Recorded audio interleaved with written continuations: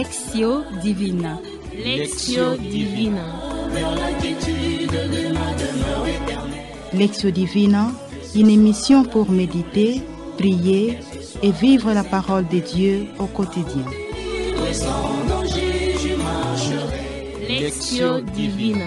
Lectio Divina. Le se flétrira, la fleur se fanera, mais la parole dit que jamais ne passera. Chers frères et sœurs, amis fidèles de l'émission Lectio Divina, bonjour. Nous sommes dans la joie de vous rencontrer en ce jour où nous allons méditer ensemble au rythme du deuxième dimanche de Carême de l'année liturgique A, mais aussi en ce mois où nous célébrons la femme, à qui nous souhaitons déjà bonne fête. Et nous vous souhaitons dorénavant un bon temps de Carême et un moment de parole priante autour de l'évangile que l'Église notre Mère nous propose en ce dimanche. Nous ne pouvons qu'être comblés de vous atteindre par cette voix des ondes, où que vous soyez dans vos maisons, dans vos postes de travail ou dans les automobiles, afin de méditer ensemble le texte tiré de l'évangile de Jésus-Christ selon saint Matthieu, au chapitre 17, du 1er au 9e verset. Au micro, vous suivez Hervé Ngoy, et aux autres, nous demandons qu'ils se présentent aussi nommément. Sœur Rita Yamba, fille de Saint-Paul. Je suis la sœur Kitano Philomène, sœur de Marie Okwango. Je m'appelle Bernadette de Marie, demoiselle consacrée de l'Institut Très Sainte Marie de l'Annonciation. Estimés auditeurs et auditrices, nous signalons dans ce studio la présence de la sœur Italmiti, fille de Saint-Paul et réalisatrice de cette émission, ainsi que la présence de notre fidèle ami Olivier Nguessi qui assure la bonne marche de tout ce qui est d'ordre technique. Aimables auditeurs et auditrices, d'un cœur unanime avec l'Église tout entière, nous célébrons le deuxième dimanche de Carême de l'année liturgique A. D'une façon synthétique, l'Évangile nous parle de la transfiguration du Christ. Et en prie avec lui Pierre, Jacques et Jean, Jésus monte sur la montagne où il rencontre Moïse et Élie. Cette rencontre se fait après que Jésus ait changé. Il a un visage brillant comme le soleil et les vêtements blancs comme la lumière. La montagne est pour nous le lieu de la rencontre où nous sommes transfigurés par la prière.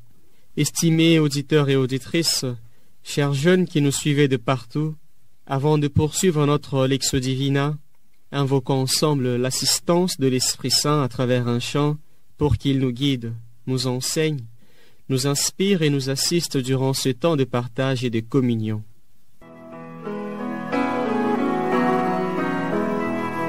Esprit Saint, Dieu de lumière, viens éclairer nos pas. Viens éclairer nos pas. Ouvre nos cœurs à la prière, fais vivre en nous la foi. Fais vivre en nous la foi.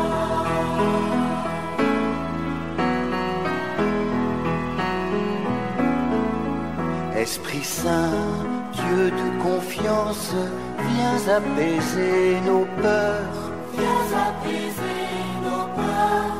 Nous fortifier de ta présence, renouveler nos cœurs. Chers auditeurs et auditrices, nous entamons la première partie de notre Lectio Divina qui est appelée Lectio, c'est-à-dire la lecture. C'est en ce moment où nous disposons nos cœurs à l'écoute de la parole. Ainsi, nous inviterons, juste après le chant d'acclamation, à lire pour la première fois l'Évangile.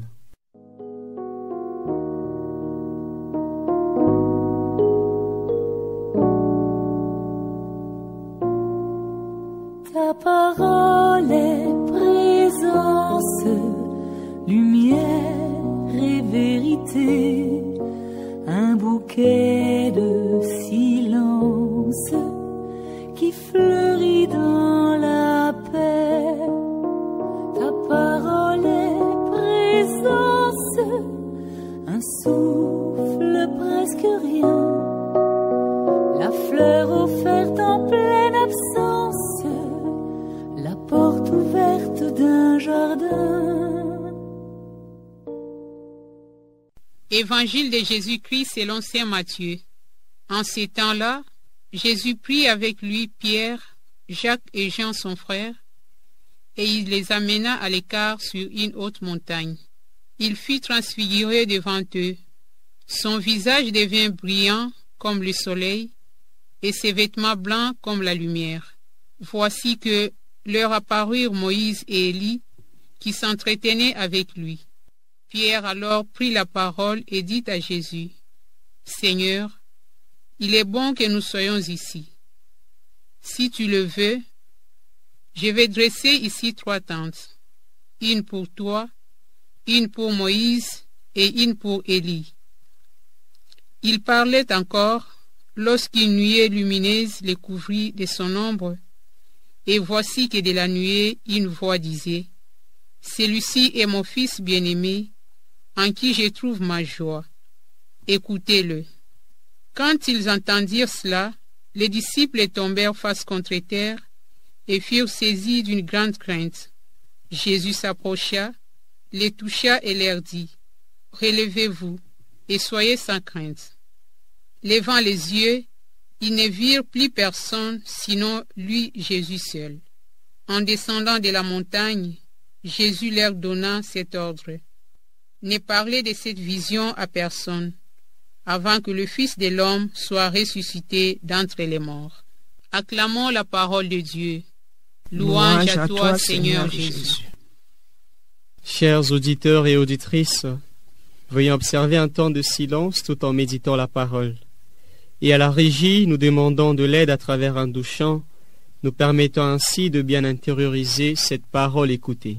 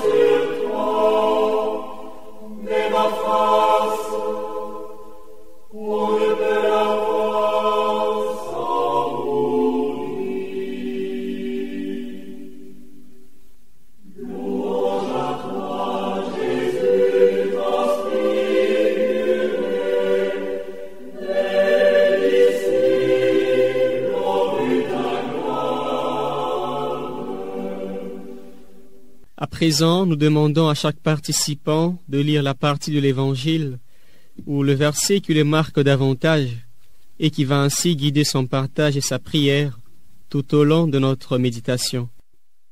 Le verset qui m'a beaucoup interpellé est celui-ci.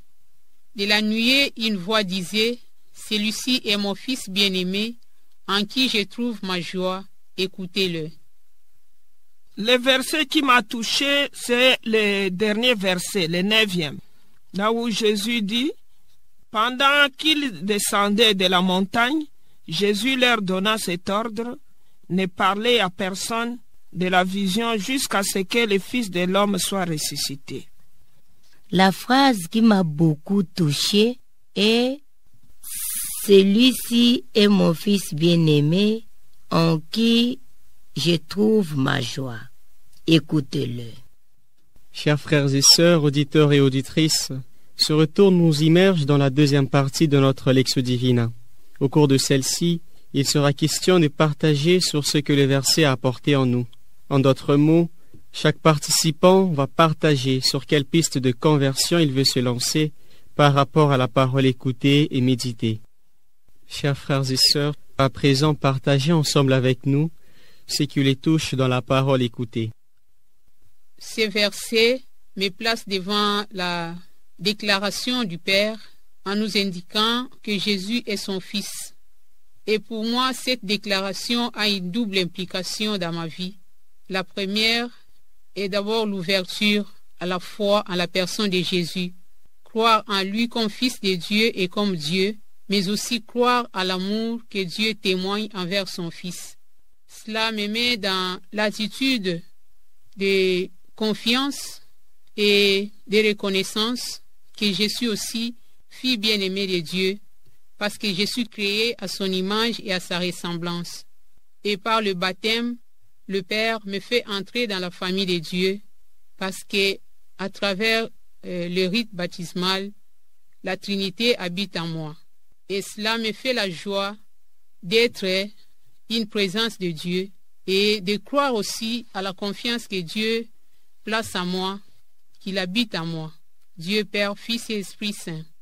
La deuxième implication est une invitation à l'écoute de Jésus, qui est Fils de Dieu, envoyé de Dieu, apôtre par excellence. Et écouter Jésus pour moi, c'est vivre sa parole, la mettre en pratique, faire le bien aux autres, éviter les péchés. Et ce n'est que cet engagement qui peut donner aussi la joie à Dieu, que Dieu puisse aussi s'émerveiller comme il a fait avec son fils, celui-ci est mon fils, qu'il dise aussi de moi, celle-ci est ma fille. Seulement quand je fais le bien, quand je pratique les vertus, si je fais le bien, Dieu est capable de dire, celle-ci est ma fille. Si je fais le mal, il ne le dira pas.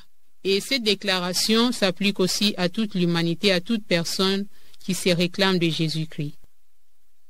Pierre, Jacques et Jean assistent à la transfiguration de Jésus. Ils sont pleins de joie parce qu'ils ont vu la gloire de Dieu.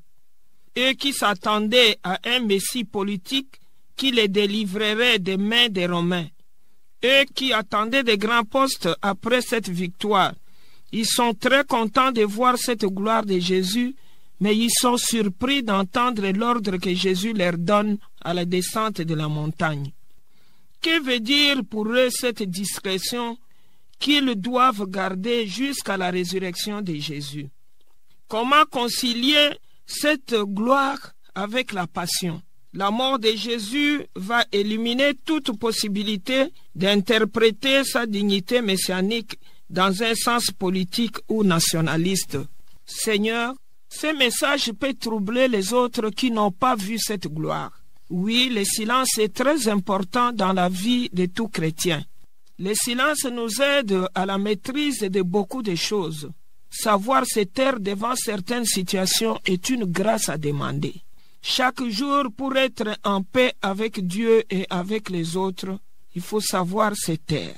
Donne-moi, Seigneur, la grâce de maîtriser ma bouche, surtout pendant ces temps forts, pour qu'elle te loue, te glorifie chaque jour, au lieu de maudire et de critiquer les autres. Comme dit Saint Jacques dans sa lettre, je cite, « La langue est un fléau sans repos.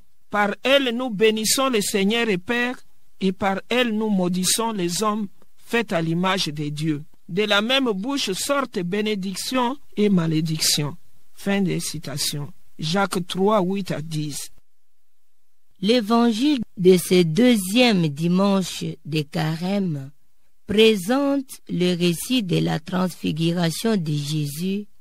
Il prend avec lui Pierre, Jacques et Jean et il monte sur une haute montagne, symbole de la proximité avec Dieu, pour les ouvrir à une compréhension plus profonde du mystère de sa personne et qui devra souffrir, mourir, puis ressusciter. Sur la route du Carême et plus largement sur le chemin de la vie, moi aussi j'ai besoin d'expériences de transfiguration pour faire face aux difficultés et aux épreuves, pour suivre le Christ dans le moment de joie et de peine et être à mesure à mon tour de transfigurer le monde autour de moi. Je vis aujourd'hui dans une période où les gens recherchent l'excellence et la perfection dans tout ce qui est matériel.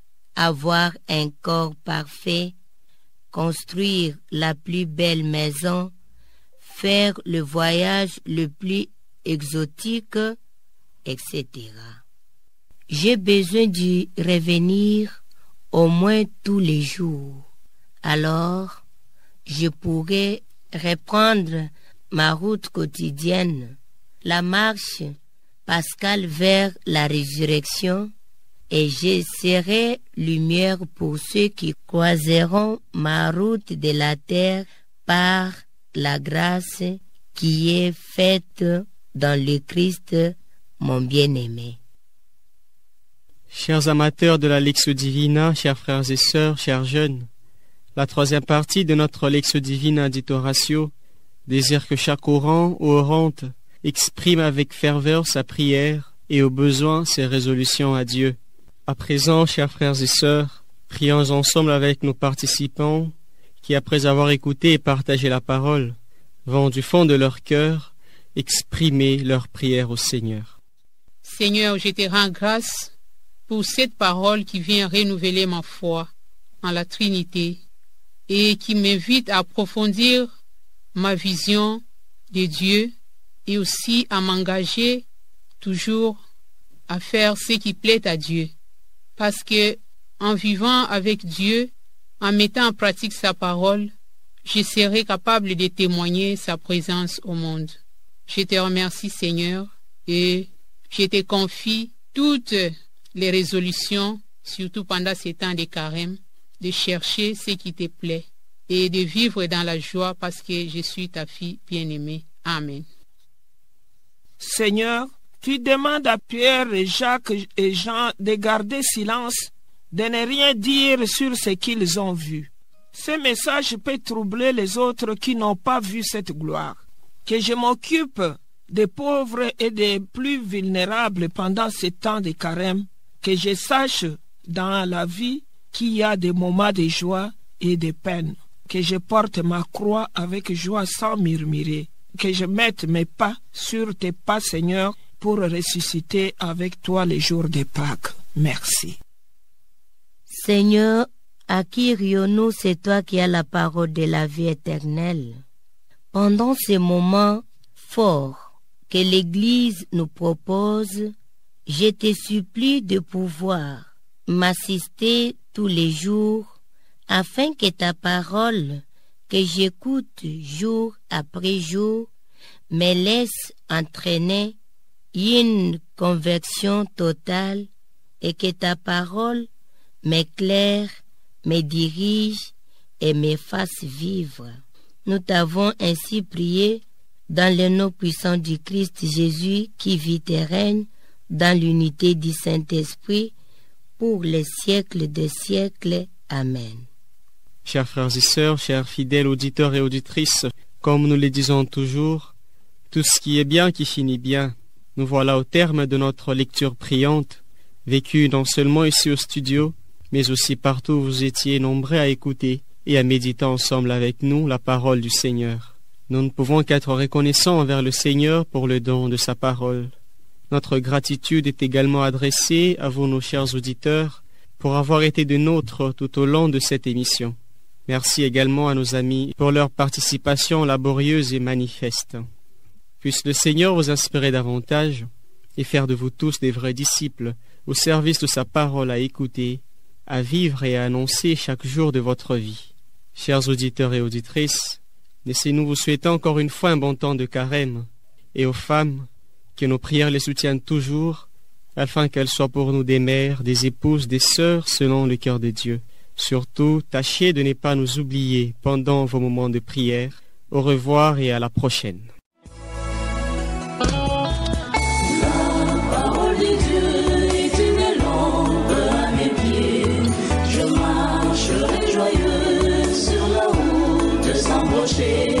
Lectio Divina.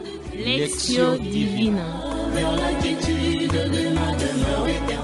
Lectio Divina, une émission pour méditer, prier et vivre la parole de Dieu au quotidien. Lectio Divina. Lectio Divina.